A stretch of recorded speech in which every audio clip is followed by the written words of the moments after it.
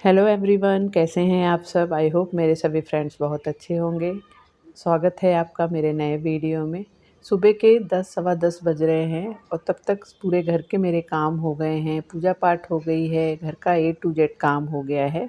सिर्फ अब लंच बनाना बाकी है। नाश्ता भी हो गया है।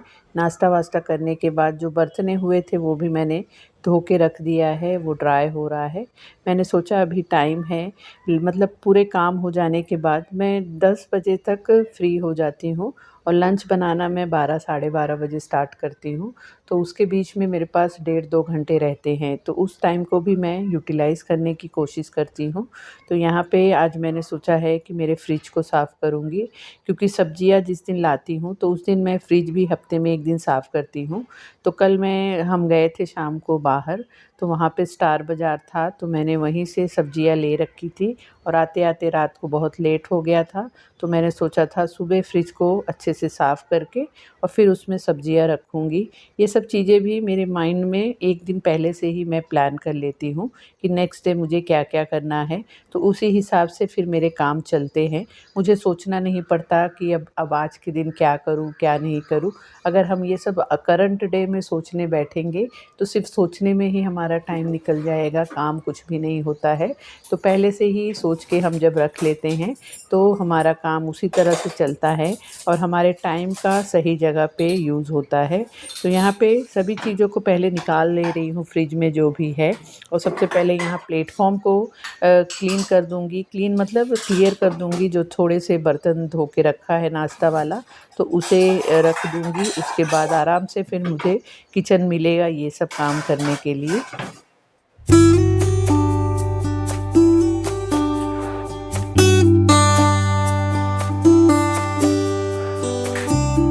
ये जो फ्रिज में ग्लास वाले सेक्शन होते हैं ये थोड़े दिन में ही गंदे हो जाते हैं, तो मैं इसे तो हफ्ते में 1 दिन साफ़ करना पसंद करती हूँ। कभी कभार मैं गीले कपड़े से उसे अच्छे से पोंछ भी लेती हूँ, लेकिन इस तरह से वॉश करने के बाद ही ज़्यादा अच्छे से साफ़ होता है। तो ये बार बार गंदा ना हो इसके लिए मैंने काफ़ी दिन पहले मैं जो एंटी स्लिप वाले शीट आते हैं उसे मैंने इस पे बिछा दिया था, सभी सेक्शन पे बिछा दिया था।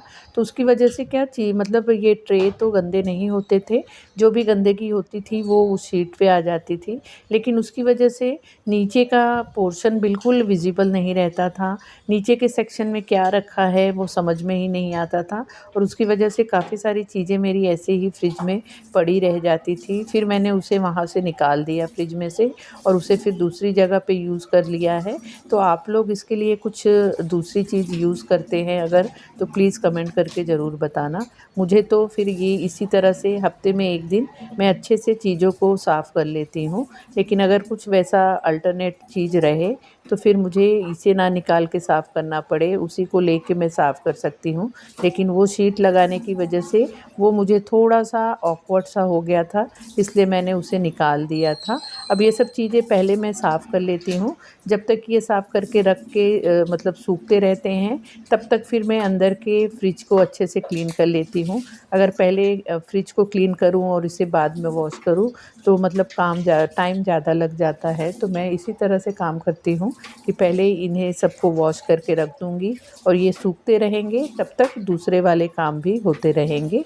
हफ्ते में 1 दिन मैं इस तरह से सब्जियां लाती हूँ कि सभी चीज़ें ऑलमोस्ट ख़त्म हुई रहती हैं, और जब ख़त्म हुई रहती हैं तो सब्जियां लाने से पहले इस तरह से ही फ्रिज को भी साफ़ करती हूँ कि फ्रिज के जो भी ऑर्गेनाइज़र हैं या इस तरह से पूरी चीज़ें हैं तो इसमें ज़्यादा चीज़ें बची ना हो, तो मुझे साफ़ करने में आसानी होती है। अगर इसमें चीज़ें रहेंगी तो सभी को निकालना पड़ेगा, फिर वॉश करना पड़ेगा, फिर से उसे फिल करना पड़ेगा। तो इस तरह से ये सब जो ऑर्गेनाइज़र हैं तो ये ये मेरे बड़े काम आ रहे हैं। इसमें जैसे मैंने पहले भी आप लोगों के साथ शेयर किया था, ये वाला ऑर्गेनाइज़र जिसमें आप 6 डब्बे देख रहे हैं, छोटे-छोटे कंटेनर, तो इसमें बड़े आराम से नींबू, मिर्ची, अदरक, हरी मिर्च, कड़ी पत्ता, लहसुन, ये सब चीज़ें एक साथ आ जाती हैं। और ये सब चीज़ें ऐसी होती हैं कि सब्ज़ी या दाल खाना बनाते समय हमें इन सब चीज़ों की ज़रूरत पड़ती है। तो पहले मैं अलग-अलग डब्बों में रखती थी, तो ये सब डब्बे लेने के बाद अब मुझे एक ही जगह पे हर चीज़ मिल जाती है। जिस दिन भी मैं किसी भी सेक्शन का सफाई करती हूँ तो इस तरह से करती हूँ कि मतलब पूरी तरह से वो चीज़ साफ़ सुथरी हो जाए। तो इसी तरह से फ्रिज की भी जब सफाई करती हूँ तो सिर्फ़ अंदर के तरफ की ही सफाई नहीं करती हूँ, ऊपर की तरफ भी जैसे कुछ चीज़ें रखती हूँ मैं यहाँ पे, जो मेरे लहसुन और प्याज और बटाटे का बास्केट है उसे मैं फ्रिज के ऊपर ही रखती हूँ। और इस तरह से मैंने पुराने बेडशीट से इस तरह से कवर बना लिया है, सिंपल सा, मतलब डबल फ़ोल्ड करके उसको सिलाई कर ली है और उसे मैं ऊपर की तरफ बिछा देती हूँ। तो इससे जैसे ऊपर फ्रिज के ऊपर के टॉप पे धूल मिट्टी ज़्यादा आ जाती है तो वो चीज़ मेरे मतलब फ्रिज पे नहीं आती है। तो कोई और चीज़ भी रखनी होती है तो मैं अच्छे से रख पाती हूँ। तो इसमें इसे भी हटा के अच्छे से वहाँ भी डस्टिंग कर लेती हूँ।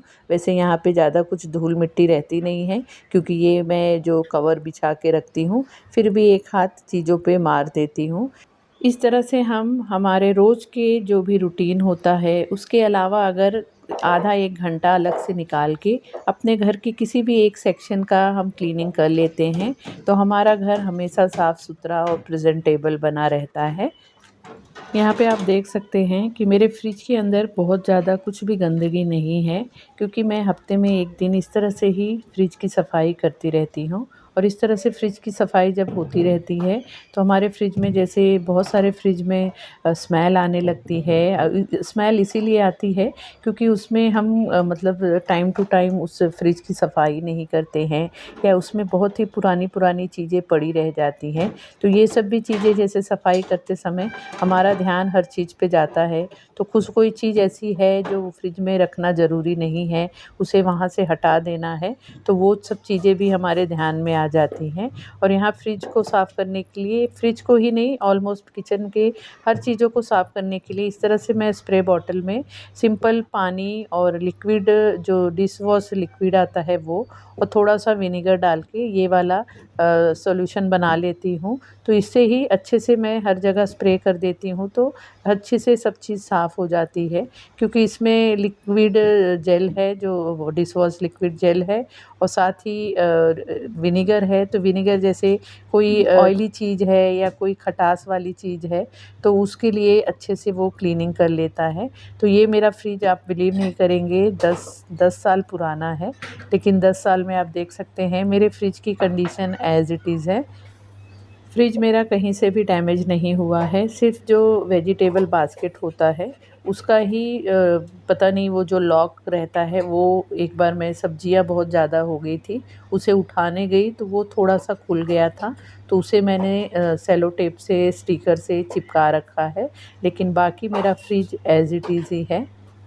और एक मेरी सबसे बड़ी आदत है, सबसे अच्छी वाली आदत है कि मैं मेरे फ्रिज में ही क्या, मेरे घर में भी मैं अननेसेसरी चीज़ें ख़रीद के रखती नहीं हूँ। मैंने काफ़ी सारे फ्रिज में देखा है लोगों के कि इतनी सारी चीज़ें ला के भर देते हैं कि जिसे कभी भी यूज़ नहीं करते हैं, या दुनिया भर की चीज़ें ऐसी ला देते हैं कि इसका कुछ हम रेसिपी बनाएंगे और वो कभी बनाते नहीं हैं।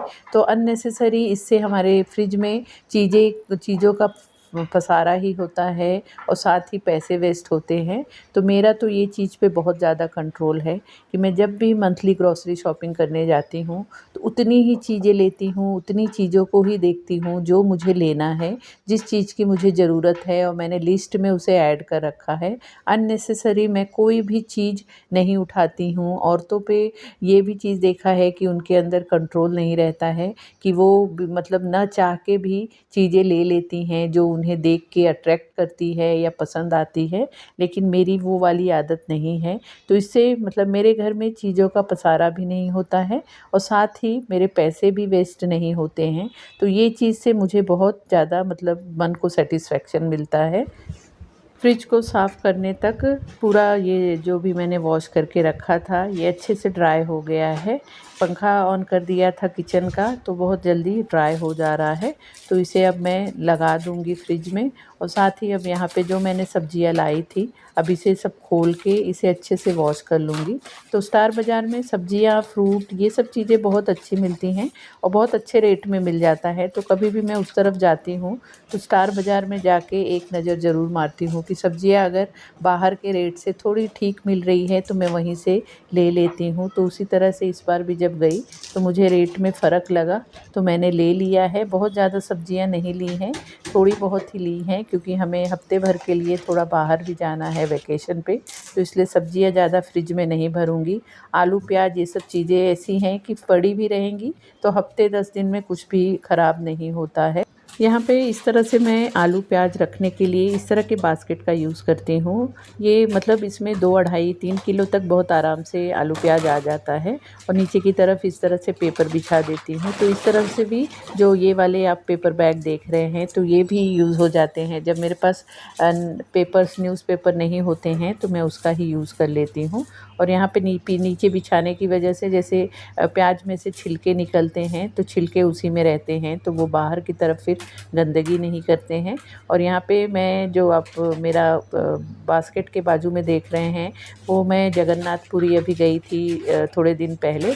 तो वहाँ से मुझे प्रसाद मिला था, खाजा का प्रसाद वहाँ मिलता है।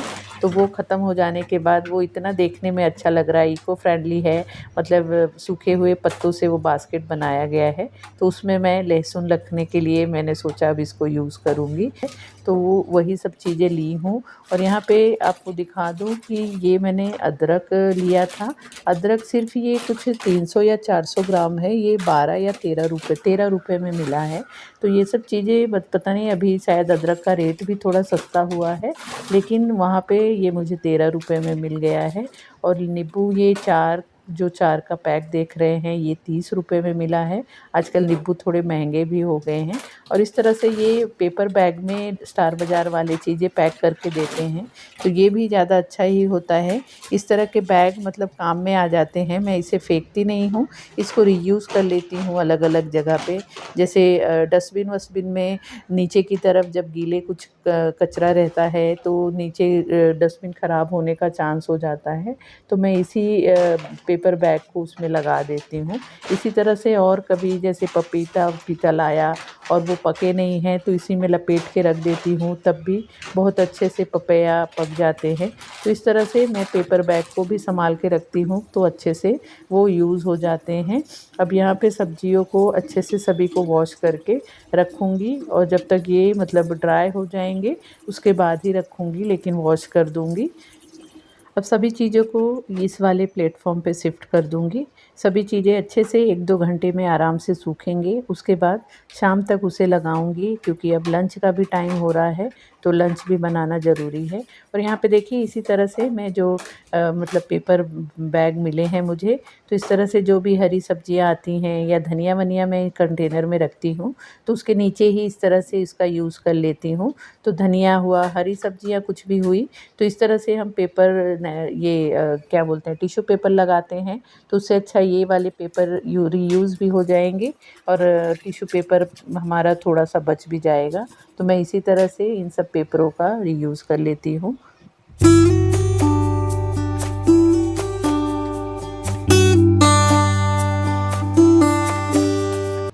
यहाँ पे अब मैं आपसे मिल रही हूँ शाम के टाइम। फ्रिज व्रिज साफ़ कर लेने के बाद फिर मैंने लंच वंच बनाया, थोड़ा सा रेस्ट किया। आजकल जैसे वैकेशन चल रहा है, मेरे शाम को क्लास रहते थे लेकिन अभी क्लास नहीं है, छुट्टी दे रखा है मैंने मई में। तो मैं थोड़ा सा कोई सीरीज़ वीरीज़ देखना पसंद करती हूँ, 1-2 घंटा रिलैक्स करती हूँ, वो किया। उसके बाद शाम हो गई तो शाम को जो भी रूटीन होता है वो करने के बाद दिया बत्ती कर लिया था। और दिया बत्ती करने के बाद मैं किचन में आ गई हूँ। मुझे 2 टाइप की चटनी बनानी है जो कि मेरे हस्बैंड को और मुझे बहुत ज़्यादा पसंद है। ये चटनी हम हमेशा ही मैं बना के रखती हूँ हफ्ते 10 दिन में तो ख़त्म हो जाता है और फिर से मुझे बनाना पड़ता है। तो ये चटनी ख़त्म हो गई थी मेरी दोनों, तो वही मैंने सोचा इसे बना लेती हूँ। 10-15 मिनट में ही बन जाता है, ज़्यादा कुछ टाइम नहीं लगता है, लेकिन बहुत ही हेल्दी और मतलब बेनिफिट होता है इसे खाने से। तो इसे ही मैंने सोचा आप लोगों के साथ भी शेयर करती हूँ। तो यहाँ पे देखिए मैं अलसी और काले तिल का, अलसी बोले तो जो फ्लैक्स सीड होता है वो तो हमारे हेल्थ के लिए बहुत मतलब अच्छा होता है, आप लोगों को सभी को पता ही होगा। और काला तिल भी अच्छा होता है, दोनों में फाइबर और प्रोटीन बहुत ज़्यादा होती है। तो इस चटनी को आप बना के एक एक चम्मच भी आप खाने के साथ लेके खाएंगे तो आपके हेल्थ के लिए बहुत अच्छा होगा। और साथ ही अगर आप वेट लॉस की जर्नी में हैं तो भी ये चटनी काफ़ी बेनिफिट देता है वेट लॉस की जर्नी के लिए। तो यहाँ पे देखिए कढ़ाई में सबसे पहले मैं अलसी डाल रही हूँ। 200 ग्राम मैंने अलसी लिया है, इसे इसी तरह से ड्राई रोस्ट कर लेंगे। ये थोड़ा सा चटकने लगेगा तो इसे निकाल देंगे। ज़्यादा देर तक इसे हमें मतलब ड्राई रोस्ट नहीं करना है, नहीं तो ज़्यादा रोस्ट हो जाएगा तो वो चटनी हमारी कड़वी लगने लगेगी। तो उसे मैं अलग प्लेट में निकाल दे रही हूँ। उसके बाद काला तिल को भी इसी तरह से इसे भी ड्राई रोस्ट कर लूँगी। दोनों अलग अलग रोस्ट करना है क्योंकि दो अलग अलग चटनी मैं बना रही हूँ, तो इसे भी रोस्ट कर लूँगी साथ ही साथ, फिर दोनों की चटनी फटाफट बन जाएगी। दोनों चीज़ों को जो हमने ड्राई रोस्ट किया है तो इसे अच्छे से हमें ठंडा होने देना है, उसके बाद ही चटनी बनानी है। गरम-गरम में इसे हमें नहीं पीसना है। तो जब यहाँ पे ये ठंडा हो गया है अलसी, तो सबसे पहले अलसी की चटनी बना लेंगे। तो यहाँ मिक्सी जार में मैं अलसी डाल रही हूँ और उसमें 3-4 कली लहसुन डाल रही हूँ, साथ ही 1 चम्मच जीरा डाल रही हूँ, नमक डालेंगे और मिर्ची पाउडर डालेंगे, तीखा वाला मिर्ची पाउडर जैसे कि आपको पसंद हो उस हिसाब से। इसे डाल के अब ग्राइंड कर लेंगे। ग्राइंड भी बहुत ज़्यादा मतलब हमें इसे 2-4 मिनट तक पीसना नहीं है, 1 मिनट में ही ये दरदरा सा पिस जाएगा। और इसी तरह से चटनी को रखना है, थोड़ा दरदरा सा ही अच्छा लगता है। तो इसे देखिए इस तरह से ये रेडी हो गया है। फिर इसे मैं इस वाले कंटेनर में मतलब निकाल दे रही हूँ। यही वाले कंटेनर में बना के रखती हूँ। 200 ग्राम के मैं बनाती हूँ दोनों चटनी, और इस कंटेनर में इस तरह से देखिए पूरा फुल हो जाता है। और हफ्ते 10 दिन आराम से हमारे यहाँ जाता है, तो हम ये लेके खाते हैं। आप लोग भी एक बार ज़रूर ट्राई करना, आप लोगों को पसंद आएगा। और वेट लॉस के लिए बहुत अच्छा है, और वेट लॉस पे आप नहीं भी हैं ऐसे भी आप खाएंगे तो ये दोनों चीज़ें हमारे शरीर में बहुत अच्छा काम करता है। अब दूसरी वाली चटनी भी बना लेंगे काले तिल की। तो काले के तिल की भी चटनी बनाने के लिए सेम वैसे ही हमें 3-4 लहसुन की कलियाँ डालना है, जीरा डालना है, नमक डालना है, मिर्ची पाउडर डालना है, और साथ में यहाँ पे मैं 1 चम्मच सेंगदाना डाल रही हूँ, भुना हुआ सेंगदाना। तो इससे टेस्ट बढ़ जाता है। काला तिल थोड़ा सा कड़वा जैसा रहता है, इसलिए सेंगदाना डालने पे उसका टेस्ट थोड़ा और इन्हेंस हो जाता है। तो इसे भी चटनी को कंटेनर में ट्रांसफ़र कर दे रही हूँ। तो इस तरह से ये दोनों चटनी आप एक बार ज़रूर ट्राई करना, आप लोगों को पसंद आएगा। सो फ्रेंड, यहीं पे वीडियो को एंड करती हूँ। आई होप आपको वीडियो अच्छी लगी होगी, आपको पसंद आई होगी। आपको वीडियो कैसी लगी प्लीज़ कमेंट करके ज़रूर बताना। वीडियो अच्छी लगी हो तो वीडियो को लाइक शेयर भी ज़रूर करना। और अगर आप चैनल पे आप आते हैं, आपको मेरा वीडियो पसंद आता है तो प्लीज़ चैनल को भी ज़रूर सब्सक्राइब कर लेना। तो मिलते हैं फिर नए वीडियो में। Bye bye.